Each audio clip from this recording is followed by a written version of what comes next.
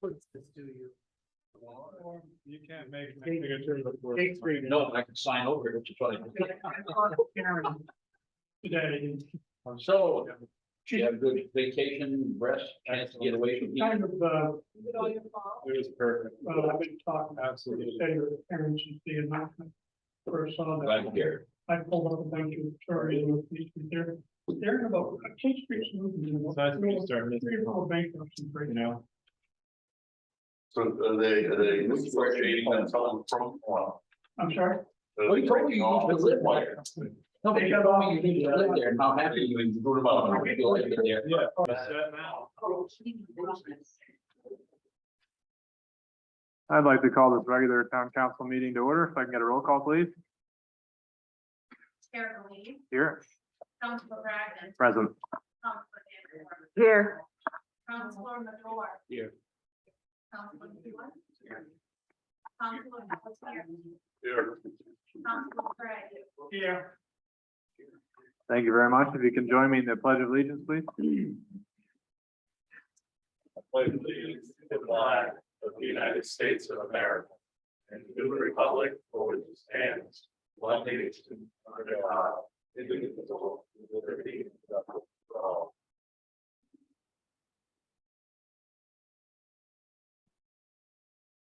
Thank you. And the only adjustment to the agenda is a presentation. B was taken off from the MRC. And seeking approvals of the minutes of the August 18th, 2022 special town council meeting. So moved. Second. Motion by Councilor Bragdon, seconded by Councilor Madore. All those in favor? Passes 7-0. And with that, that brings us right to our special presentations for peer-to-peer with the relocation update. Feel free to come up to the podium. Thank you. Can I just move this? You can, I don't know if we're, Who's that tall? Jesse? I don't think it's. My name is, for those of you who don't know, my name is Michelle Anderson. We do it. And my name's Ginger Collins. Oh. Yeah. Yeah. Oh, let's see if it's working. It's I not. don't think just see it. Isn't turned on? Oh, there you go. Oh, there we go. I was gonna blame Steve. Yes, okay. For those of you who don't know me, my name is Michelle Anderson and I'm Ginger Collins. And we founded Peer-to-Peer Recovery Center and I've only stood before you once before, right after we opened, to tell you what we were doing. Things have been crazy all along. They've gotten crazier, but we wanted to update you with what's going on with us. We've grown hugely. We have right now 30 active clients who are coming in for like recovery coaching and stuff. And countless other people who come in for a one time or now and then. We've got huge success stories. We've had a couple that aren't yet success stories. They started to be, and then it went backwards. But we can encourage most of them to try again. By the way, it takes the average smoker right now, an average of 31 attempts to quit smoking. So when I look at that, and then I look at recovery from drugs and alcohol, I think we're doing way better with the drugs and alcohol. We've outgrown our place, and plus, it's kind of falling down around us. We've had the same leaks for the whole time we've been there. We've got mold, and it's too small. It's just too small. Fortunately for us, we have a supporter who owned the old DAB building, which later was the two rivers canoes. He's selling us the building. He's owner financing it, so we really couldn't say no. We'll be closing on that on the 1st of September. Now, there's a rumor around town that they say we're closing our doors, and most people think that means we're going out of business, and we're not. We're moving up to Medway, or down to Medway. We just got, I don't know if you read the Katahdin paper yet. We got a $25,000 grant, which we're going to use to buy a van, which hopefully we can find because cars are scarce and they take forever right now to get up here. We bought the van. We have let everybody know that if they need a ride, from Millinocket there, we will send someone to get them and we'll make sure that they get home. Most of the people I've talked to are adamantly approving of going, of us moving. So we'll be closing on the 1st and moving in on the 2nd. Actually, we'll be moving furniture and stuff before then, but we'll be opening the 2nd. No, we won't, it's a Saturday, the next Monday. That's made our lives really, really chaotic as well, so. I just really want to thank Millinocket for letting us start. When we first came and opened the doors, we were scared. We had a big building and we had a couch and a chair and our own computers. And when we look today at what we've got to move, wow, that really shows you that we have grown. And it's wonderful in that sense. SUD is a difficult disease. And it's like Michelle was saying, it's not often successful the first time round, but with committed persistence and help, it can be done. I'm one who's recovered, and so is Michelle. And yes, it took us to, really want that recovery, but also with some help, and we did have some help. For me, the suspended sentence made me really want to recover. But whatever it takes, right? Yeah, legal issues do have an impact. So, and that's what we do help with our clients as well, with legal issues, counseling, housing, food insecurity, all of those things that contribute to the continuation if they're not helped with SUD. So those are the things we do underlying all of that. So we can help the community in many ways. So with transportation, I think it's an issue that, between our little towns, we're going to have to come up with something. I think town-wise, all 3 towns somehow work together and come up with a transportation system that can bring people back and forth from, let's say, the highway to Millinocket. Or Bangor, if they have to or go Bangor. to Bangor for welfare or, whatever, we have a hard time getting them. But, at this point, we're not leaving clients here stranded. We will put our efforts out to close that gap. But I think transportation is something that we're all going to have to look at at a certain time. But just thank you so much, each and every one of you, for your support.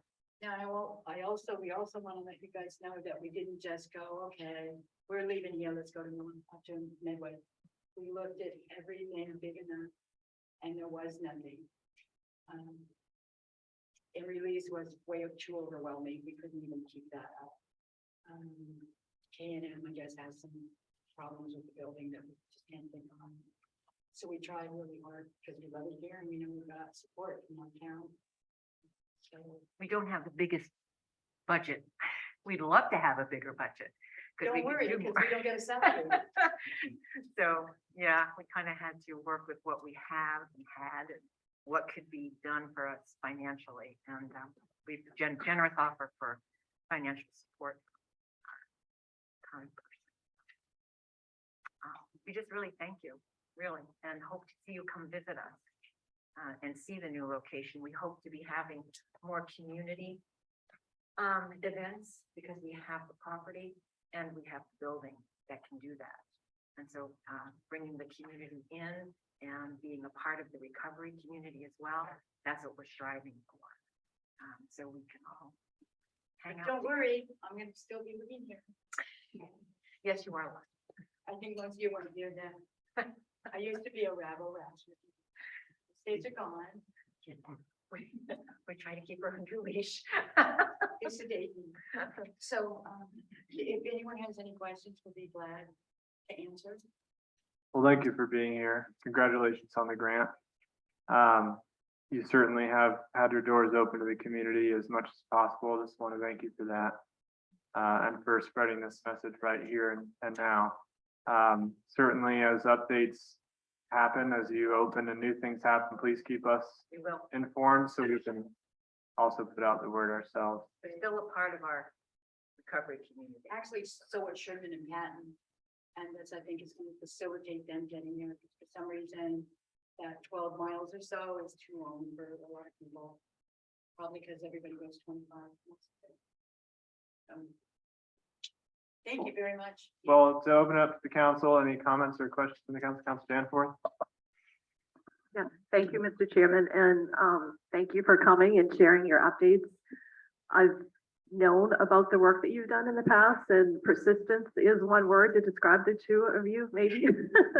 But your heart is in the right place in the work that you're doing, and it takes, like you had said, it takes a lot of persistence, tenacity, hard work, countless hours. So I appreciate that. I appreciate the update. You mentioned that you just got funding to buy a van. I know that's something that we've worked on locally as well, trying to find a solution to transportation. And so it sounds like at least you've got your foot in the door for one strategy that you're working on. Is it going to be operate sort of like a taxi or an on-call service, or how do you foresee that program rolling out? We've learned first, let me say, we've learned through experience that what we envision isn't always what happens. Right. But our vision is we're going to start out doing individual pickups as they're needed. We want to get to a place where maybe we can get two vans, another van, and do not a bus, but more like a shuttle. Every day at 3 o'clock, we'll be at Hannaford and Millinocket to pick people up, and where it has a schedule. It won't be like a bus schedule, but we'll find out what people need and what times they think about. Have the regular shuttle going up at regular times, but if there's somebody who couldn't or didn't catch the shuttle, they can still call us and we'll still go get them until gas gets maybe around $10 and we'll have to rethink it. So, yeah, we're gonna do our best. Keep us updated on your progress. Thank you. Will. Thank you, Council Danforth. Any other council comments? Seeing none, anyone from, Mr. Manager?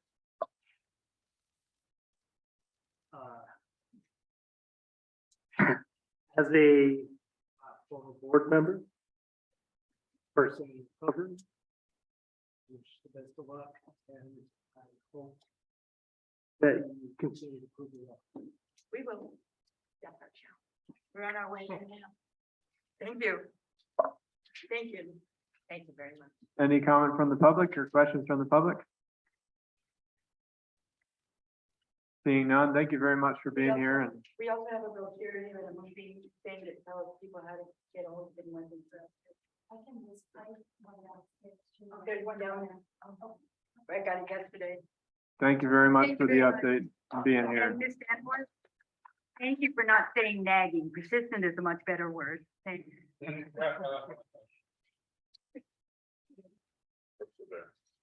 And with that, moving on to our town manager's report. And just before he gets into it, I just want to thank Councilor Medor and Councilor Bragdon for filling in for me while I was gone and for doing a great job running the meetings. Thank you. Manager? Thank you. All right, so diving into my manager's report this evening, I hope folks switch with me.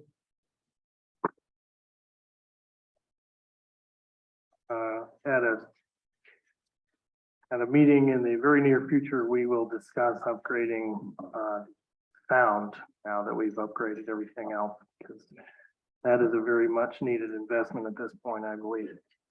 So I have just a few topics to go over in my portion, and then I'm going to spend some time with department updates this evening.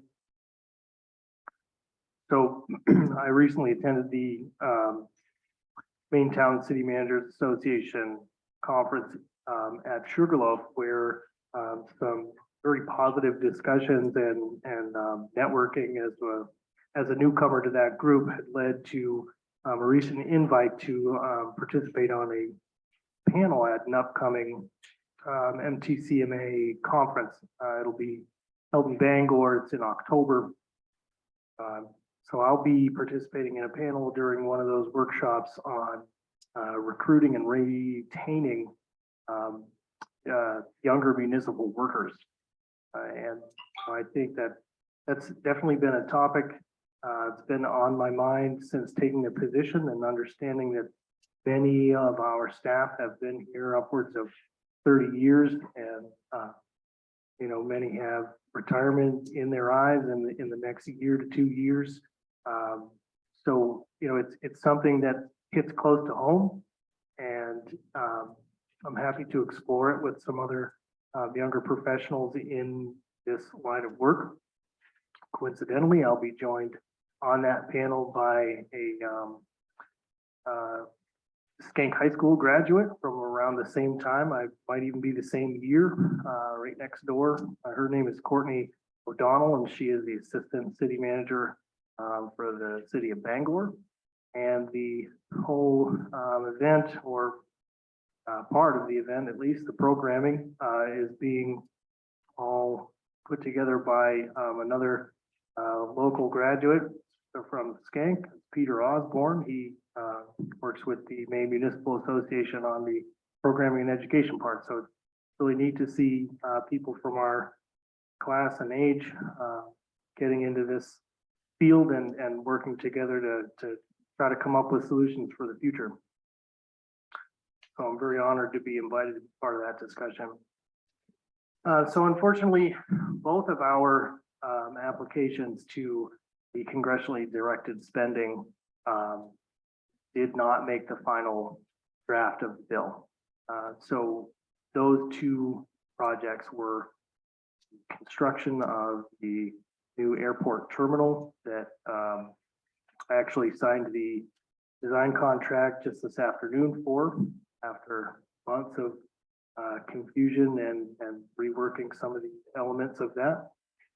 So that work is going to begin, but we will have to explore other options for funding.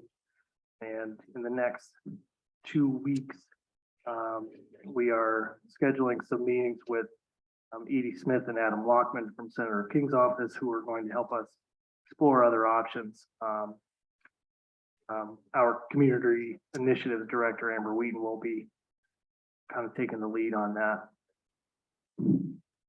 So more to come there. I hope that we do find another option, because I do believe that both of those projects are critical to economic advancement in our community. Both will have a very major impact. On the 31st, next Wednesday, we are going to have an employee appreciation barbecue. So this is a first announcement that we will be closing the town office on Wednesday, the 31st, at noon. We will be gathering as many town employees as we can. We're going to have a nice time with some barbecue and social time up there, some team bonding time. I think we all are really well looking forward to that. And we specifically scheduled that on Wednesday so that the dump is closed, because I am fairly certain that we would catch more heat to close the dump than the town office. So I hope that folks appreciate that. Gift from my wife and I, just to pull off the event there, we're going to supply all the meat and buns in our appreciation of the staff. And many other staff members will be bringing on some salads and side dishes and things to add to the meal. I'm really looking forward to that. The last part of my section here, I wanted to go over the social media policy that the town of Millinocket has. This is inspired by some recent activity on our Facebook page. And I wanted to bring it to the attention of the town that we will be enforcing this policy much more strictly in the future. So this policy was adopted or updated on August 8th of 2019. Includes the following. The following guidelines for the town of Millinocket employees, town council members, and external contractors who participate and or represent Millinocket on official town social media pages. Social media includes blogs and other websites, including Facebook, LinkedIn, Pinterest, Instagram, Twitter, YouTube, and others. And guidelines apply when employees, elected officials, and contractors are posting to or commenting on official town of Millinocket pages. Now, the most relevant item in here is number 4. Number 4 states that public comments, including derogatory or offensive comments about another individual, group, or individual or group, comments that contain vulgar, profane, abusive, racist, hateful language, epithets, slurs, other inflammatory attack on personal racial, religious nature, is defamatory, threatening, disparaging, grossly inflammatory, contains gross exaggeration, unsubstantiated claims, violates the privacy of any third party, is unreasonably harmful or offensive to any individual or community, will be hidden or deleted. Town reserves the right to ban a user if the user posts 2 or more of the above described comments. We have had to ban several people because of their activity on our Facebook page. It is no place for anything like that, and we will continue to do that if people do not act respectfully on our page. This is a public announcement of that social media policy, our intention to uphold it moving forward. I'm going to move into some department updates here. So within the Public Works Department, we had all the line painting is completed at both schools and other sections of town. There was some catch basins that need to be marked, and they there are done now or will be soon. B&B paving will be back in the next few weeks to finish up the rest of the paving and street paving and sidewalk paving that was allocated into our budget this year. Ralph, along with our Community Initiatives Director and a representative from the Maine Department of Transportation, are working on a grant proposal that will, if awarded, will completely reconstruct Bate Street. That would be the stormwater system, culverts, sidewalks, road realignment, the paving, and any other major upgrades that are needed at that time. So they're working diligently together, and if awarded, we will have to plan in the upcoming budget how we would handle a 40% match with that. But we've started some discussions on how we might be able to approach that if the opportunity arises. I think that we should certainly take any option into consideration. I think it would be a great project to tackle if we're awarded the rest of the funding for that. Within the wastewater department, I want to take a moment to remind the public that we have a very real problem with flushing of materials that should not be flushed. The public works crew and the wastewater crew have had to spend quite a large amount of time over in the Iron Bridge Road, Riverside Drive area with a massive amount of wipes that are being flushed into the sewer line, and they are causing plugs in the system. And human beings from my staff have to crawl down in there and run the equipment and get that stuff unplugged. And it is not something I am sure many community members like to sign up to do themselves. So please, be a team player and stop flushing anything but toilet paper down your drains. That includes wipes, paper towels, grease, plastics, Q-tips. This is a very real concern and we don't want to damage that system, nor do I want to send my staff down into the sewer to have to unplug.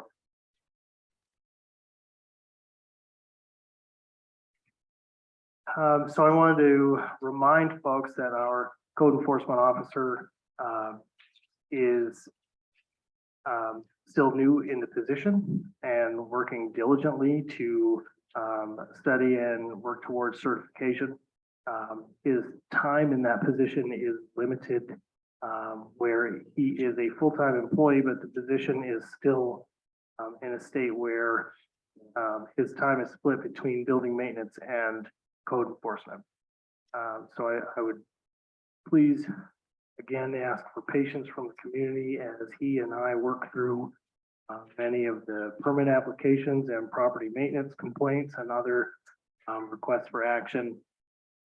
We are doing our absolute best and hope that we can turn that position into a full-time code enforcement within the next year, so that we can more adequately respond to the very, very large workload for a 20-hour position that is also working on the certification to be in that position. So a new program at the state is being brought up through our assessing office. I wanted to spend a moment to speak about it. So there is a new, it's called the Tax Stabilization Program. And this is for Maine citizens who are 65 years or older. And we are currently accepting the applications for that until December 1st of this year. In order to benefit from that program, the applicant does have to apply every year. They have to be 65 years or older as of April 1st. And they have to own homestead in Maine for at least 10 years. And that can be anywhere in Maine. It is not required to be in the same community for 10 years. You also must be eligible for the Homestead Exemption on your property. Now, this is a very new program, and although it was well-intentioned, there are some there were some pieces that could have been thought out a little better before it was passed. And the assessing community within the state is engaging in conversations with the state legislature and a municipal association to try to better educate on some solutions to holes in the plan. So it is likely that there will be a revision of this in the spring to try to address it. In its current state, it substantially increases the workload on assessors to the point where it may not even be possible for one person working the amount of time that they do in one community to handle that much work. There's like I said, there's a fair amount of work. They have to verify the eligibility, and there's multiple steps within that. They have to track and stabilize the amount of reports and manage for the state reimbursement. So what the program does is it freezes the community members' property tax amount for that year, and then moving forward, they do not get the tax increases on their property. As long as they continue to apply each year, their property tax will never go up. And the loss of revenue, tax revenue from that program could affect each individual community. So the state of Maine is currently planning to reimburse for those additional funds moving forward. There's a lot of documentation and paperwork involved in that. So this, on the surface, the plan is very attractive. But we are hoping that we see some more clarity and some adjustments to it moving forward to better benefit that community. With our community initiative director, I'd like to first thank her, and that's Amber Wheaton, as well as Sharon Klein and her colleague Jasmine, who as well as myself and Tom, our fire chief, who collaborated to bring a great community resilience workshop earlier this week. Thank all that attended to weigh in on the subject. I think it was very successful. And that project is led by Amber, the community initiative director. And what it does is it allows us to join a partnership that focuses on community resilience and climate resilience. And within that partnership, we are allowed to apply for up to $100,000 in grant funding each year to make progress in efficiency, whether that be installation of heat pumps, at the municipal buildings or local businesses. Even, we can use some of these funds to benefit homeowners in the community, weatherization of homes. There are quite a few different areas of spending, and we're given the opportunity to hold that event and allow the community to weigh in on where they would like to see the funds spent.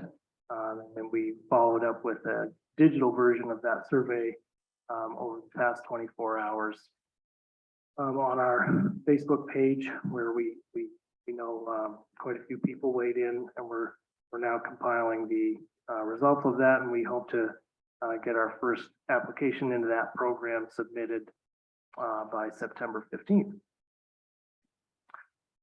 She also assisted the PTO and the police department and fire department on the back to school celebration, where they were able to give over 150 students from our community all the school supplies they need to start their year.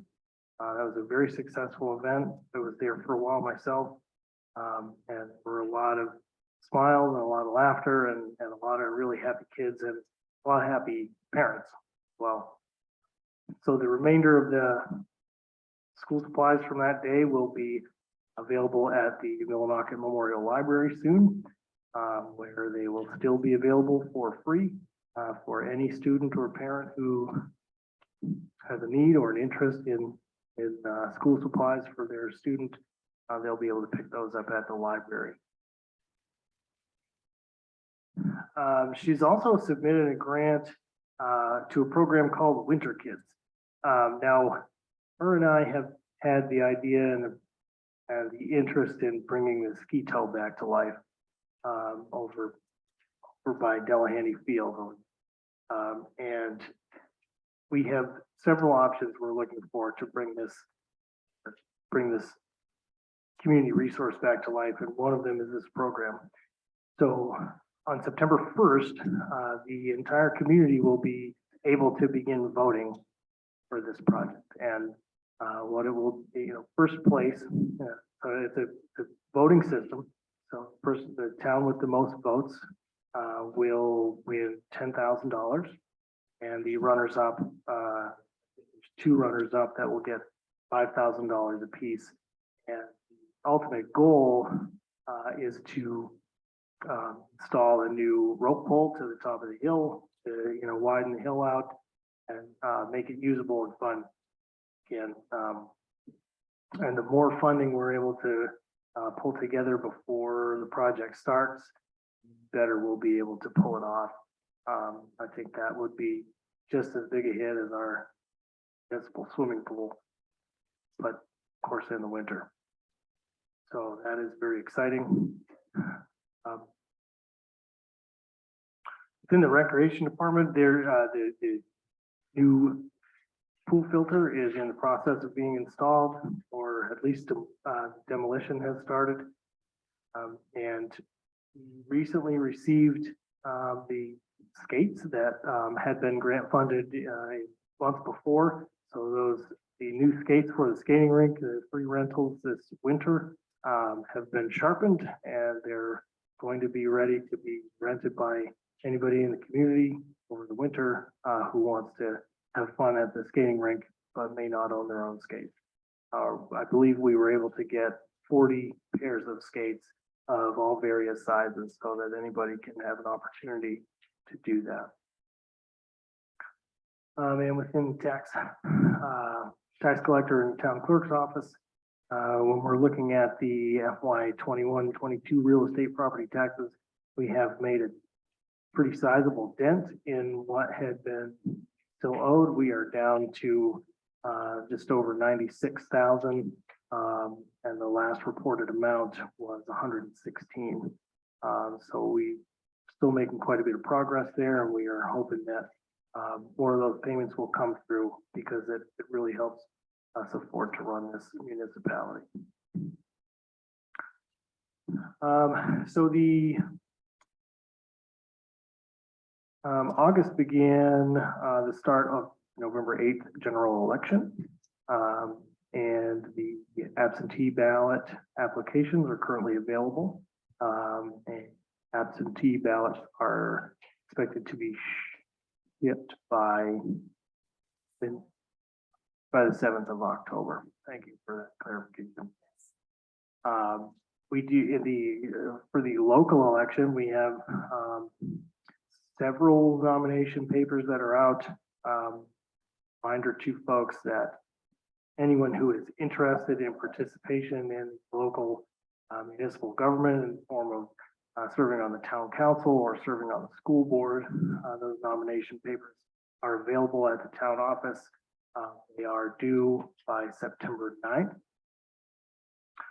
It really is, it's an experience second to none to learn what this world is like, and develop the understanding of how it can impact and benefit your life and the community. So currently, in the race for town council, we have returned nomination papers from Robert Higgins and Gilda Stratton, and papers that have been taken out but not returned yet.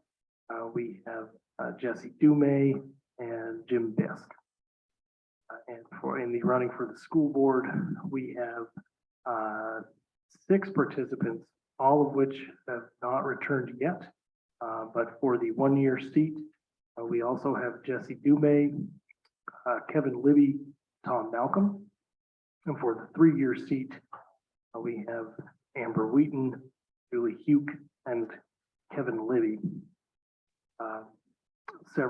A couple of folks on there have a big decision to make on which paper they're going to sign back in, but we encourage anybody and everybody who's interested in serving in any of these positions to take out your nomination papers. We'd like to see this election become lively.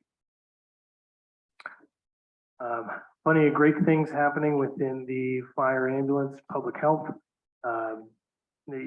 Everything from COVID cases to working with the engineers for our Katahdin building down here on Main Street. Looking at the projects and proposals for that, helping with our code enforcement officer on property violation calls, and of course hosting the PTO event. And then I've also attached the police department report and the Millinocket Memorial Library report. I have spoken for quite a while this evening, so I hope that you take the opportunity to read everything that's going on in both of those departments, because they are both up to some very incredible work. We would not be able to have as many resources in our community as we do without the people that run those departments and the programming that they offer. So thank you for listening to me this evening. I'll take any questions that you have. Thank you, Mr. Manager. Any council comment, manager's report? Councilman Danforth? Thank you, Mr. Chairman. I have a question and I guess a comment on the social media policy. And I know number 4 on that list that Peter just spoke about as far as the public comment. And I'm just wondering whether we need to have that even live, you know, should the Facebook page just be for information purposes? I'm trying not to be on social media myself, so I don't really know the best answer to that, but I just know how toxic some of it has become and not helpful. So I didn't know whether that was something as a municipality, it was good for us to keep that option live or just go so that it's providing information or not. So it's just a topic of discussion for me. I'm open to other suggestions and feedback from other counselors, but that came to mind when I read this and have become aware of some of the concerns. You want me to keep going or do you want to respond? I could respond quickly.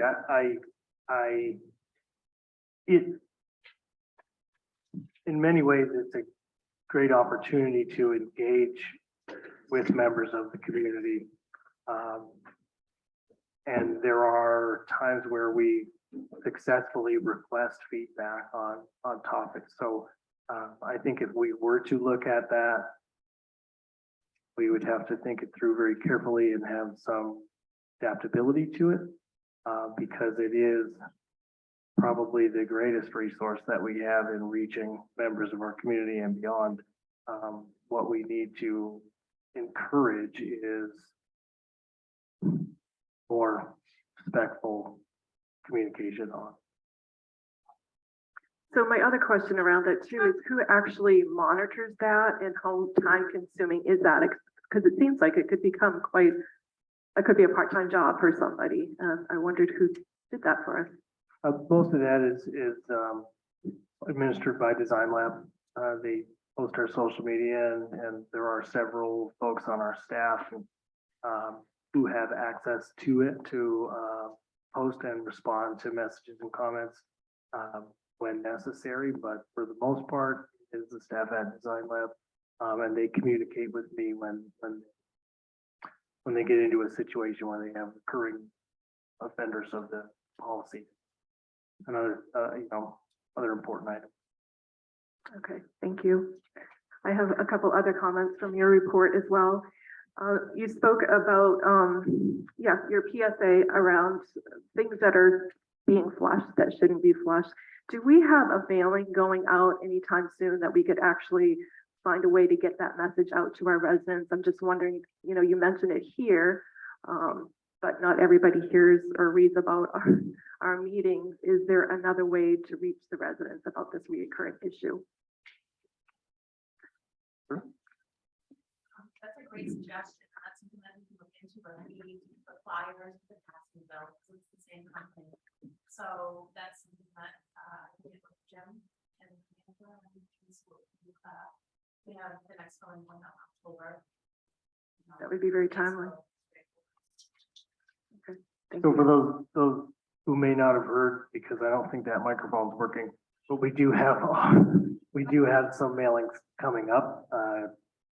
For example, the wastewater billing could be an opportunity to do that. Our tax bills will also be heading out. I'm very hopeful as soon as the school budget is passed by the community. It would be helpful to mention that the school budget hearing will take place in this room and on Zoom next Tuesday night at 5:30. So we very hopeful that that goes well and that we have good attendance for that discussion and vote. And then have a decision to make that evening about when we'll be putting out the public vote on that. And that'll be the final step as we prepare for committing taxes. So shortly after that vote, we'll be able to begin sending tax bills, and that'll be another opportunity to send that message. Thank you. I have one other comment. I know you spoke quite a bit about the new tax stabilization program for those 65 and older. And I know Councilor Madore, I think, mentioned it at our last meeting. I hear all your concerns at the state level and how it wasn't well thought out and that it will create more work perhaps for our tax assessor. But I'm also very aware of the number of households within our community that have someone 65 or older living in it. Almost 48% of our households have an individual 65 years or older living. Now, I don't know if they're homeowner, if they qualify for this program. And in our total population, 35% of our population is over 65. This is some of the statistics we're receiving from participating with the Maine Council on Aging, and they're doing our data dashboard. So it paints a picture for us so that we know about our citizens here. And so when we have programs like this, I think we really need to make people aware of them, and so that they are able to benefit from them and help them sign up, that sort of thing. I can see both sides, not wanting to go too deep into it because there's lots of concerns, but if it's a benefit to our citizens, I want to make sure that they know about it. And if they need help filling out applications, perhaps we can, we can look into that or partner with somebody to help. But I just wanted to make. I can assure you that we are assisting and advocating for the program, and there's certainly no one here against the program by any means. It very much is beneficial for the people who qualify for that. We are receiving a large number of applications already, and walking folks through the process. So that, I don't see that as a concern. Okay, great. And I wasn't trying to suggest that you were. I just now reading about both sides of it. It's like, okay, it's not as clear cut and as easy as it Sure. seems. Right. Yeah, on both sides. Thank you. Thank you, Councilor Danforth. Councilor Bray. Thank you, Mr. Chairman. I think I'm going to follow up on basically the same two topics. First of all, in reference to the policy, Senate 6 in the policy states all posts and comments must be professional and show good judgment, semicolon. Errors, omissions, or unprofessional language or behavior reflect poorly on the town of Millinocket, period. Shouldn't we say that those are not going to be accepted or something? I think you need another verb in there. So I'd like to make a recommendation that that the manager amends that sentence to say that the middle section of that, or the second part of that sentence would say that errors, omissions, or unprofessional language or behavior reflecting poorly on the town of Millinocket will not be accepted. Is that satisfactory language? Because it doesn't say what you're going to do with it. It just states. That is noted. Thank you. Okay. In reference to the tax program, I have my application here. And I want to compliment the manager in referencing that the MMA and a lot of other people have a lot of problems with this and a lot of concerns because as Councilor Danforth pointed out, there's a significant number of individuals in the community in northern Maine, in the state of Maine. We are the oldest state in the union. There's going to be a significant shift or responsibility, and I'm fearful that the program might last 1 year or 2 years and then be too expensive for the state to carry forward. There's still a couple of questions in reference to the program because it's based upon freezing the taxes based upon on April 1st of 2022. So whatever the tax assessment of last year, because that's the tax that we had at the beginning of this year, is where that's going to be frozen in valuation. Any adjustment to valuation doesn't necessarily address impact of mill rate. So there's a catch in there that if people think that their taxes are going to be frozen, the state has to figure out how they're going to define valuation versus tax rate. So there's I think there's still some work that they have to do. I have had a couple of discussions with some other municipal officials from other towns and a couple of members of the current legislature's taxation committee. They did say that there's probably going to be a bill introduced very first of the session, and they hope to address it before the legislature really gets into the meat of their other issues.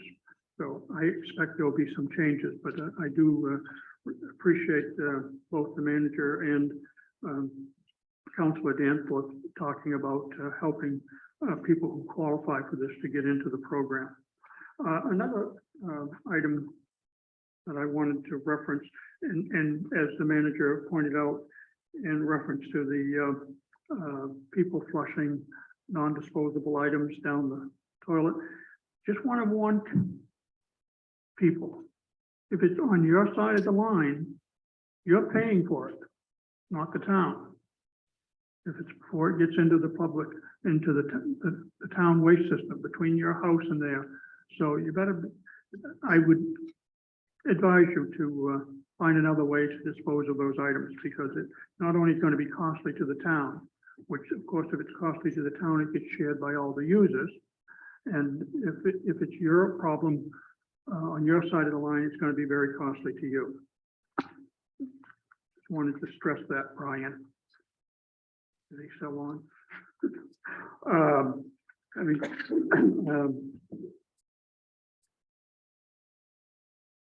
Thank you. Thank you, Councilor Prey. Any other council comment? Councilor Medora? Thank you, Mr. Chairman. I'm going to start off by saying that I was very disappointed with the not making the cut on the congressional spending. I have seen the list of those who did make the cut and some of the projects that were in that list.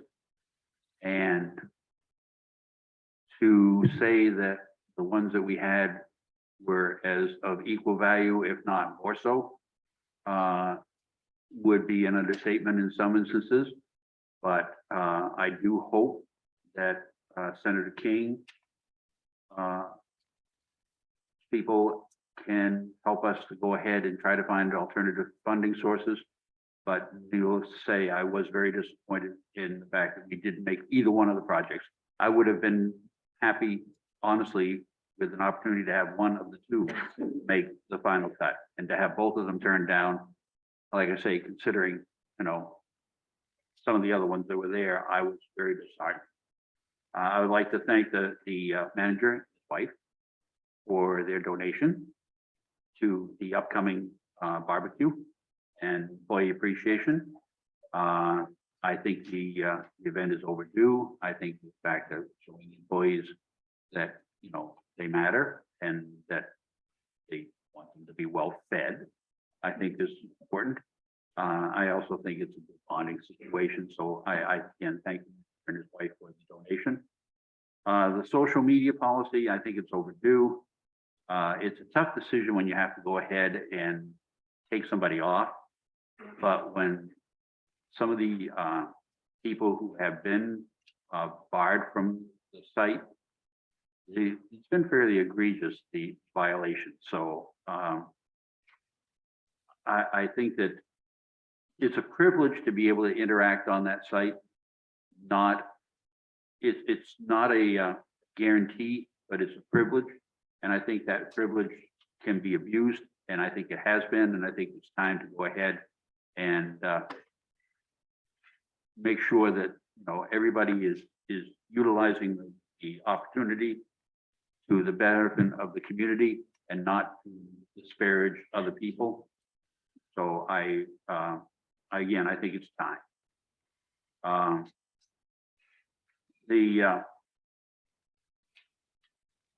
want to go ahead and ask, I see that in the Public Works that they're working on the street sign replacement for the main runs in the downtown area. One of the things I've noticed in the town of Millinocket, we've done it for years because of Great Northern Paper, was we've made our street signs green with white lettering. And if you happen to notice these corner street signs, they fade awfully fast or blend in really well with the background of the street and are not very visible from any great distance. Now, what I would ask for, ask to be considered is if those street signs can be done with a blue background, a Stearns color blue background with white lettering. I think it could be great. I've seen it in other communities. I think this is something that can be seen from a greater distance to identify street signs, to identify markers. I also think it would go along with our wayfaring that we're doing for signage to kind of blend everything together. Wayfinding, to find, you know, to kind of coordinate everything together. So if we're going to replace them anyway, I think maybe if we start phasing them in now for the street corners, I think it would be a good idea. And I would ask if it could be something that could be considered in the future. I think also the idea of the bringing back the tow rope for the ski tow, I must admit, that was a great thing we had it at one time, and it was a great opportunity to use that ski tow area. So bringing back the tow rope, if it's at all possible, I think would be an absolutely fantastic idea. And I think getting funding for it to get it started would be great, also a great thing for the community. So thank you, Amber, for leading that charge to get some funding available for that. As far as the assessor and the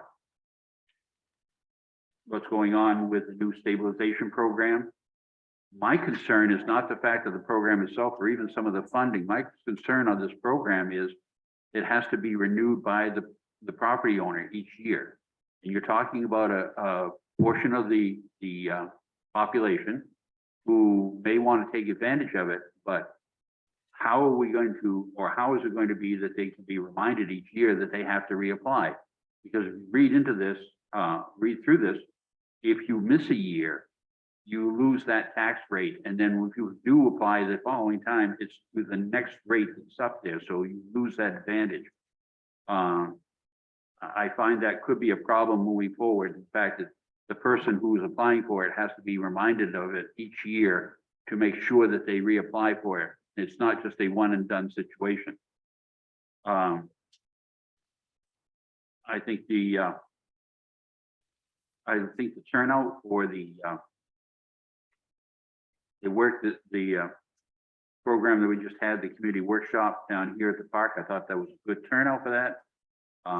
I can't wait to see the data moving forward from that and how the people in the community that went down and voted or gave their opinions or whatever, how they see that progression as far as what is needed is concerned, whether it be heat pumps for municipal buildings or homes, whether it be, you know, some of the other projects that were put down there, how those all panned out. I really want to see the data on that moving forward. I think that was great. My other concern on this whole thing was going to the police report, and I want to congratulate or thank, should I say, Councilor Bragdon for his and the manager and the police department, Public Works and Forestry for going ahead and cleaning up Monkey Trail. But my question is, if you clean up an area, but you don't clean up the problem, or if you don't alleviate the problem, all it's going to do is cause a relocation, I'm afraid. You know, and as the cold weather comes here rather quickly in the next few months, where are the people who are using these places, tent city or whatever, or a gathering area? Where are they going to relocate to within the, you know, because you know they're going to be in the community somewhere. I'm concerned about an amount of buildings that have nobody in them right now, where people could go in and attach themselves to the building. I mean, we've had fires before that have happened in vacated buildings where people have settled in, and next thing you know, the building is up in flames, and also the neighboring home that was next to it goes with it.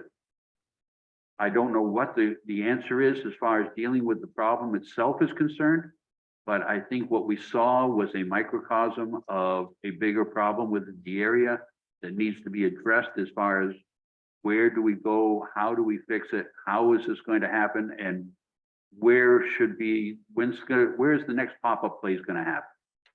Whether it be down in Jerry Pond, whether it be on the trails. I don't know exactly how, but I think we need to go ahead and address that sooner rather than later with the cold weather coming and the situation as it is. And with that, I'll say thank you, Mr. Chairman. Thank you, Councilor Madore. Councilor Pelletier? Yes. Thank you. First, thank you, Mr. Manager, for the comprehensive and not lengthy report. Always appreciated. Regarding the tax stabilization issue, maybe the deal would be to send the form itself, the application form with the tax bills once somebody's already established it in the prior year. Maybe that might not be too difficult to accomplish, I don't know.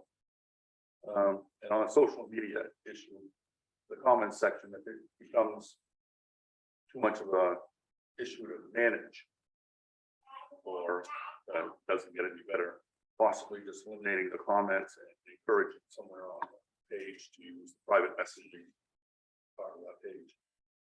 Thank you. Thank you, Councilor Pelletier. Councilor Bragdon? Thank you, Mr. Chairman. To start, thank you and your wife for the donation for the barbecue. Signs, I agree with Councilor Madore. I think blue and white would look very, very nice, and it would add a different color to town. Ski tail, all in favor, super excited. I'd love to do that again, especially with my son when he grows up. Social media is an extremely underrated tool that can be used for good. I definitely think there is a right way to use it and a wrong way. And comments also have a right way and a wrong way to make a comment. And I want to make it clear, because this has come up to me personally, about the issues with our Facebook page. There is negative comments on our Facebook page that do remain. They're just stated the right way. They're not derogatory in any way. They don't reflect an individual or a group of people in a derogatory fashion. There is a right way to comment and a wrong way. That being said, the people that have made comments do know what they said. But going forward, I think it's being made very clear, and I agree with it, that derogatory comments will not be tolerated in any fashion.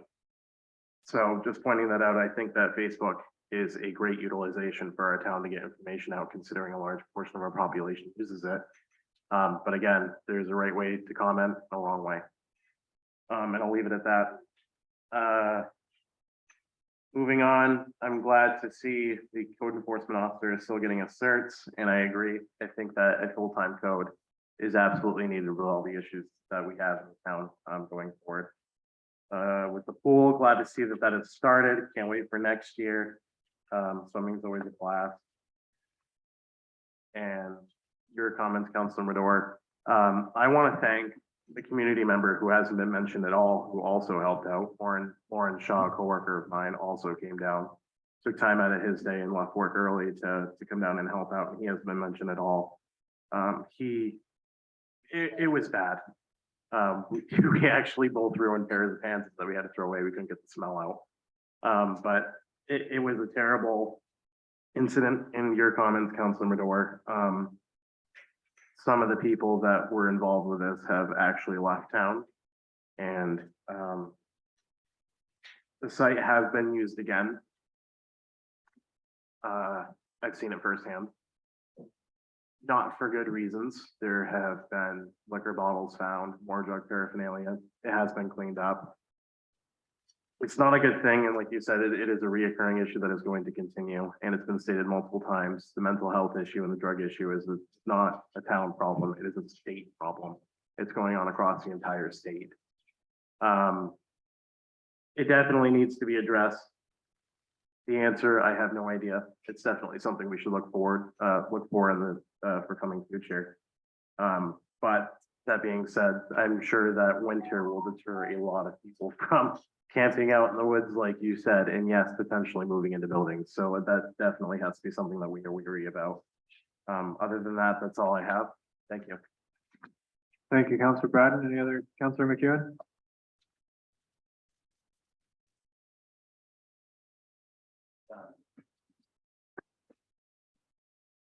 Thank you, Councilor Danforth.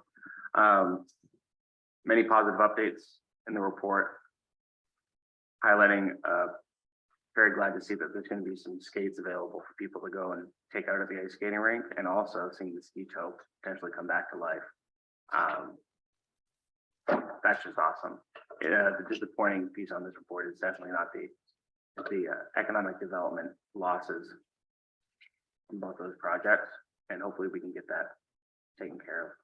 Hopefully we get that support back. So, thank you. Thank you, Councilor McEwen. Any other comment? I'll just add a appreciation for the appreciation barbecue. The staff certainly deserves to be appreciated for all the work that they do. I'm grateful to our manager and his wife for supporting that as well. Thank you for putting that on. You all should have received an invite for that. Councilors are invited, apparently. We're employees. And also a thank you to the PTO and the town for coming together for the children, all those who were involved. Thank you very much for putting on that event. I'm also disappointed with the airport and downtown projects not getting funded.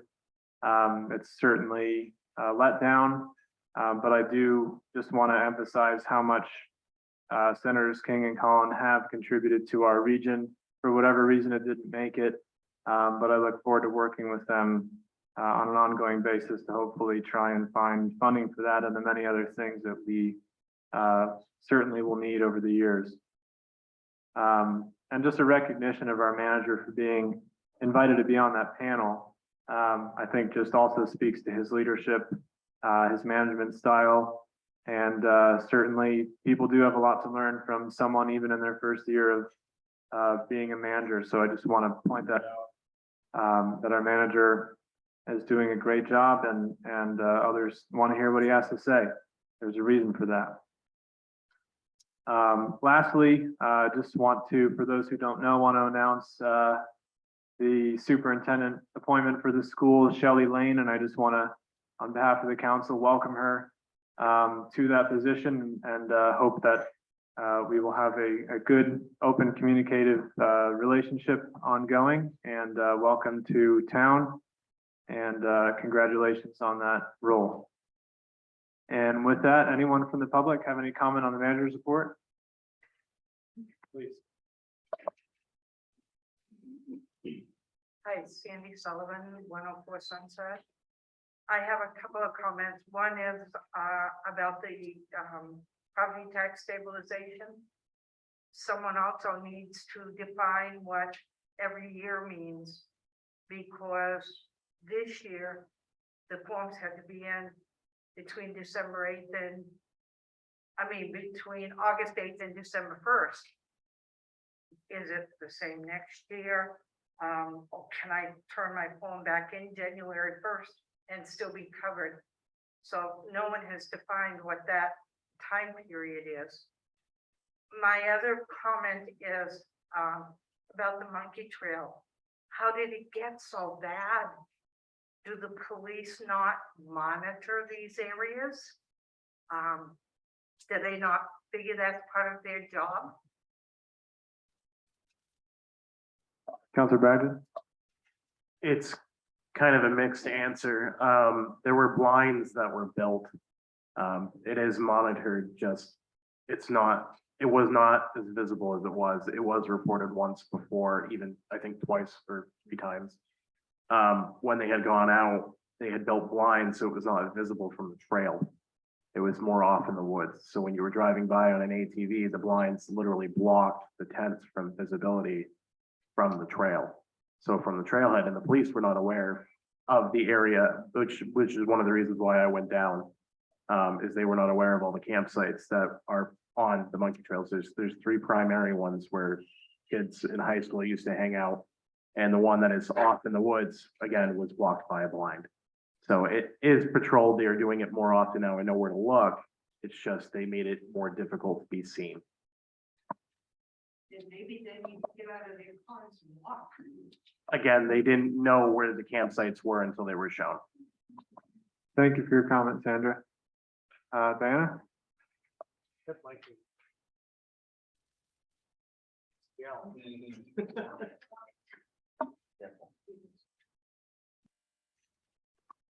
I wanted to address the application that was available at the town office for the tax stabilization. We actually go through the whole 5-minute spiel of, remember, you'll have to turn this in again next year. And so we are assisting the public when they are turning them in.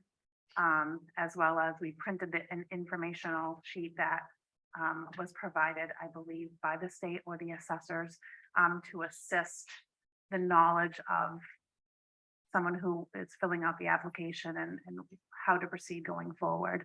I'm assuming, Sandra, that the application can be turned in anytime next year.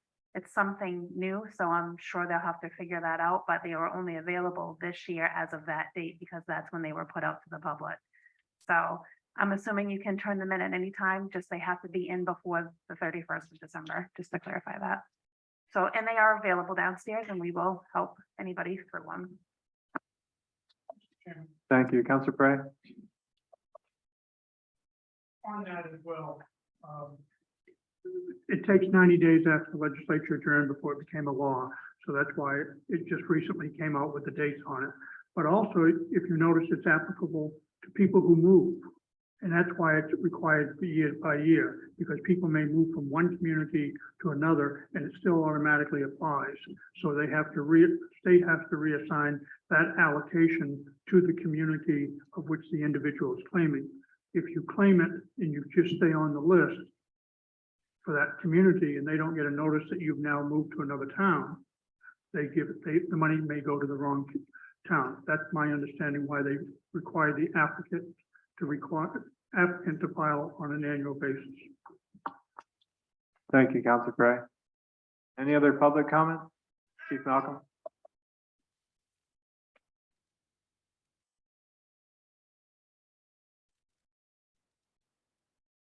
On Malcolm 73 School Street. I just want first to myself. Tom Malcolm, 73 School Street.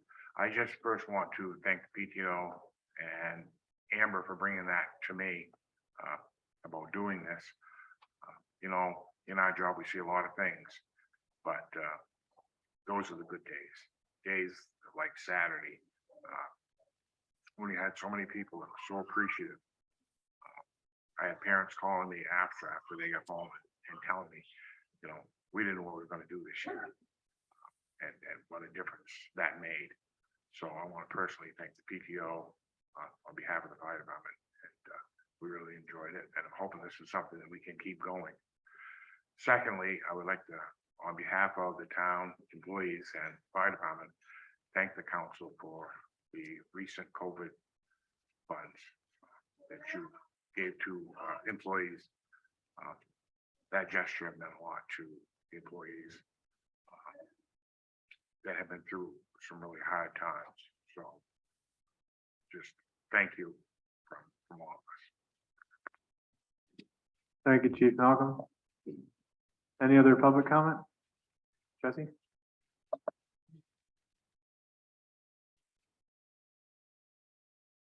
Jesse Dume, 10 Somerset Street, Millinocket, Maine. Is that on or off? It's on there. Excellent. Still Jesse, still at 10 Somerset Street. Monkey trails, yeah, that's very, very disappointing. I believe that's still private land ownership, right? Multiple different owners own parts of the monkey trails, so I'm not sure who all the owners are. I do know that my parents are partial owners and I know the town's partial. I don't know all. As well as public officials like police departments and stuff like that. I think the public, private land ownership also has some responsibility to know what's going on with the property. And I'm not throwing anybody under the bus. It's just the way it should be. I know when I was a teenager and I know my teenager and they all do dirt bike riding out there and four-wheeler riding and all kinds of activities. I think anybody over the age of 12 kind of knows what's going on out there. And if you guys want to know 4 or 5 more spots, I got 4 or 5 more spots that I know where they're at. All you gotta do is ask a teenager, they know what's happening. unfortunately. So a bunch of good things on the manager's report. But I really feel like I need to address something. Front page of Garden Times today, there's an article about a comment that was made in the last meeting, town meeting. And I'll tell you what, a little embarrassed. I'm a little put on the defensive, and I don't feel like I should be. But I've come to this, and I debated whether I was going to say anything or not. I know I've spoken to 3 or 4 counselors previous to tonight to try to address it. And here I am, I guess I'll address it myself. Family ties to a candidate could sideline Millinocket town clerk from election. And then none of my comments that I said last week are in this article. I know you guys aren't editors or reporters, but this is just a great example on how words matter. And whether things are intended or not intended. They put a gray cloud over my candidacy. It has never, when I ran before, nothing like this spectacle ever happened. Never happened, it didn't need to happen. I understand the point of trying to be transparent, and I understand the point of explaining a process to the public, and I agree with that to a certain extent, but you don't know how it's going to affect other people that have good intentions. And I assure you, although it wasn't reported in this article, that my intentions are good, my intentions are pure. My sister Diana Lakeman has no official affiliation to me running. I want to once again state that I gave a heads up months in advance that I intended to do so. I'm just disappointed in the process that this had to take. I think it didn't need to happen this way. So with that being said, I'm not running for school board. I think you have some really good candidates that have taken out their papers as of recently. So I don't think that there's a big need for that. I do intend on turning in my 3-year candidacy for town council. I will do that, and I will push that process off as late as possible. That way the office can have full benefit of having their clerk in that process. Not my intention, once again, to be a burden on the town office. I know that the job that they have to do is very difficult, and I feel for that. Thank you very much for listening to me, and I appreciate it. Thank you very much for your comment, Jesse, and for bringing that to our attention, and also for being willing to run and serve on the council. It's much appreciated. Any other public comment? And seeing none.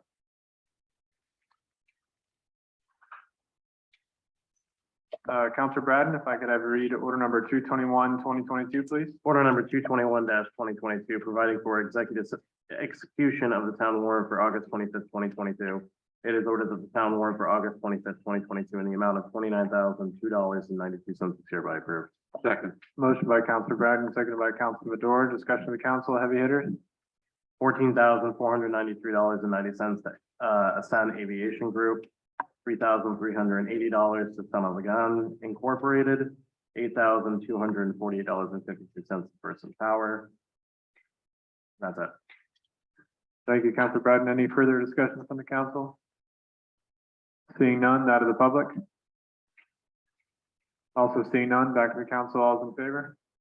Passes 7-0. Counselor Braden, if I could have you also read 222, 2022, please. Order number 222-2022, providing for execution of the wastewater warrant for August 25th, 2022. It is ordered that the wastewater warrant for August 25th, 2022 in the amount of $174,780.87 is hereby approved. Second. Motion by Counselor Braden, seconded by Counselor Madore. Heavy hitters on that. $8,000 to Town of Millinocket, $137,309 to Northeast Paving, $21,335.88 to Oliver Associates, $4,634.37 to Versant Power. Thank you, Councilor Bragdon. Any other council comment? Seeing none, out of the public? Also seeing none, back to council, all those in favor? Passes 7-0. Councilor Pelletier, if I could have you read order number 223, 2022, please. Order number 223, 2022, providing for approval to expend American Rescue Plan Act funding. It is ordered that the Millinocket Town Council approves the use of $35,288.71 of ARPA funding on the following expenses: town employee COVID pandemic stipend, addition of elected workers $100, town clerk $500, part-time $250, and cost of additional fees, taxes for stipends, payroll $5,288.71. Public health and safety, pandemic for disaster preparedness and supplies, $30,000. Second. Motion by Councilor Pelletier, seconded by Councilor Medora. Discussion of the council? Seeing none, out of the public? Diana?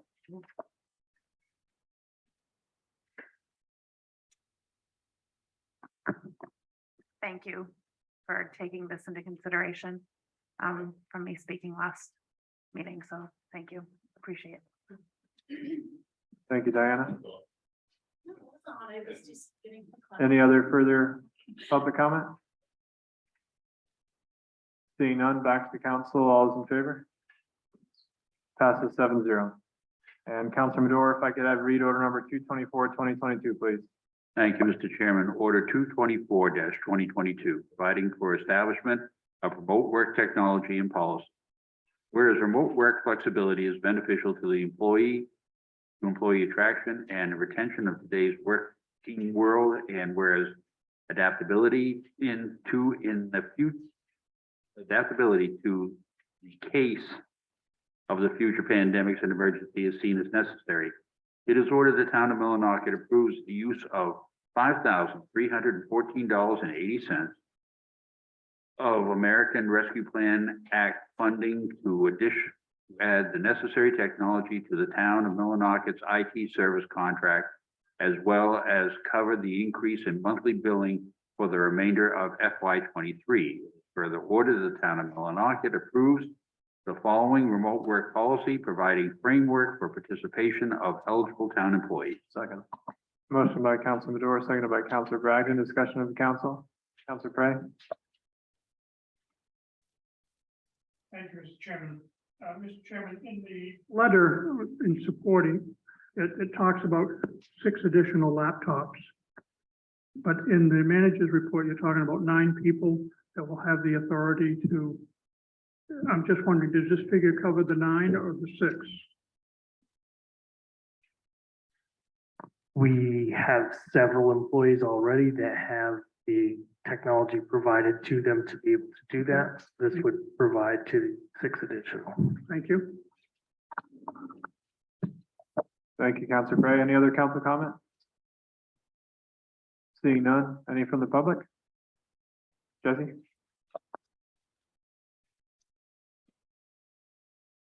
a couple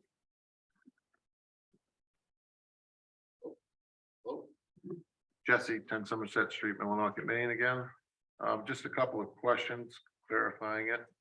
It says here, employees eligible to have remote work flexibility will be allowed to work remotely a maximum of 2 days a week. I assume that's from whatever remote location. And then in the next paragraph, it says in certain situations, the town may approve for more remote work for more than 2 days a week. What would those certain situations be? They're listed in the following steps. I see. Okay. So it's not going to be something that has the potential for abuse to it. And abuse, I mean, like, other than being sick with like COVID, no symptoms or something, then they could. Sure, or a last minute childcare need to stay home, to provide childcare and to, continue to get your job done at the same time. And the other items on there are medical, family support, and possibly travel. Now, those few additional items would be case by case, and would need approval by the manager. Thank you very much. Thank you, Jesse. Any other public comment? Seeing none, back to the council. All those in favor? Oh, did you have another comment? Yes, if I could, Mr. Chairman. Yes. Only because it takes into consideration that, the proposal adds 6 laptops to the town of Millinocket's meeting agreement. And it states basically in the proposal protects the town from security risks associated with connecting, but also town officials from the possibility that their personal devices could be confiscated in the event of an investigation related to town business. Now, it's been proposed before the town of Millinocket that the town council also receive some kind of laptop or tablet or whatever to use for town business. So that in case of an investigation or otherwise, the same thing that's been here, an investigation into any type of town business regarding the council where communications or whatever could be construed, that the council does not lose their personal devices as well. I think that this is a good jumping off point, but I think that that also needs to be considered, that if we're going to take this for this reason, I see that since the funding could be made available, that I would propose that the 7 councilors also receive a device of some sort that could be used for council business and communications back and forth and everything else. So that if and when there would have, heaven forbid, be a case that needs to be investigated, personal devices for the council members would not be confiscated. Thank you, Mr. Chairman. Thank you, Councilor Dora. Any further council discussion? Councilor Pelletier?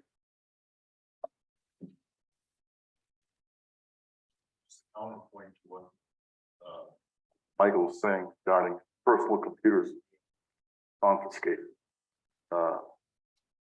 Getting a laptop, council not preclude that happen. Any communications that are town council related may still occur with your personal computer, and law enforcement have every right to still confiscate it.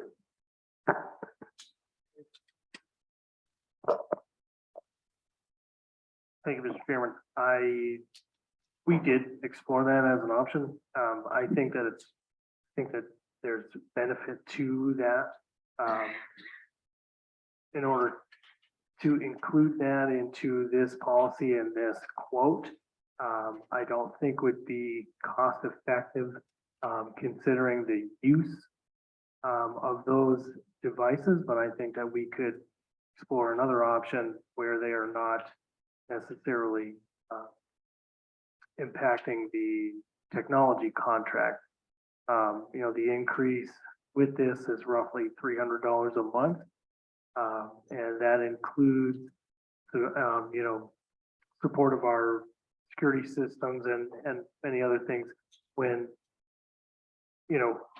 realistically the only application on a laptop that a counselor would need to use for the most part would be the email function.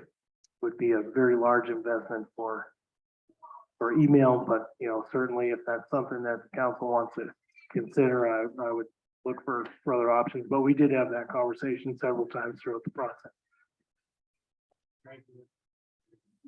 Thank you, Mr. Manager. Councilor Bracken? Thank you, Mr. Chairman. Personally, I'm against the councilors purchasing laptops for that exact reason. We don't use them enough. And we do have communications, like Councilor Pelletier said, through our phones, through our laptops, through our personal computers. Regardless if we have one that is given to us, as Councilor Pelletier stated, we are subject to those laws regardless. That being said, playing devil's advocate, if it is the wish of the council to have laptops, I have no problem building a quote similar to what I did with the AB cart to send to the manager regarding laptops. I have no problem doing that if that is the wish of the council. That way we're avoiding an upcharge from the technology group. Thank you, Councilor Bracken. Any further discussion? Councilor Danforth? Point of order. Sorry. Let them down. Oh, thank you, Mr. Chairman. My question is, I thought one of the reasons why we have our individual town email accounts is for like that reason that we communicate that way and that's totally available or can be confiscated or it's public, you know, and so that was my understanding. That's sort of not our security, but it's used that way. I know I wouldn't want another computer specific to just this business or another form of electronic to carry around, my opinion. Thank you, Councilor Danforth. Any further discussion at the council? Seeing none, all those in favor? Passes 7-0. And with that, the warrant committee for the September 8th, 2022 council meeting will be Councilor Danforth and Madore. Both good with that, thank you. Chair committee reports. I know that the cemetery committee had met recently and minutes will be out for that. Sustainability meeting and economic development committee will both be meeting relatively soon. One of those will, or potentially two, will be discussing land purchases from the town for economic development purposes. So please do keep your eyes out for those agendas. Of course, everything will come to the full council after those discussions. Those discussions have been ongoing for at least a year or more. Feel free to look at the minutes, contact myself or any of the other committee members if you'd like to be caught up, or YouTube. Otherwise, feel free to attend the meeting on Zoom or in person. Those times and locations will be posted shortly. And with that, any other chair committee reports? Seeing none, to the 2-minute public comment. Anyone from the public would like to address the council on any topic? Sandra? Sandra Sullivan. I just have one comment. Where is it? I just have one comment. The number of times that Amber Wheaton's name has been mentioned tonight, I think the town made a very wise decision. Thank you. Thank you very much. Any other public comment? Councilor McEwen? Speaking as a public citizen, not as a council member, just wanted to give a shout out to the Trails End Festival. It's coming up real close, the 16th, 17th, and 18th of September. We have a full lineup of musicians ready to go. A chili cook-off as well, and a rubber duck race. And we're just really excited to bring it back to Millinocket. So hope everyone else is ready to have a good time this September. Okay, thanks. Thank you, Cody. Any other comment from the public? There's a motion to adjourn by Councilor Prey, seconded by Councilor Bragdon. All those in favor? Passes 7-0. We're adjourned.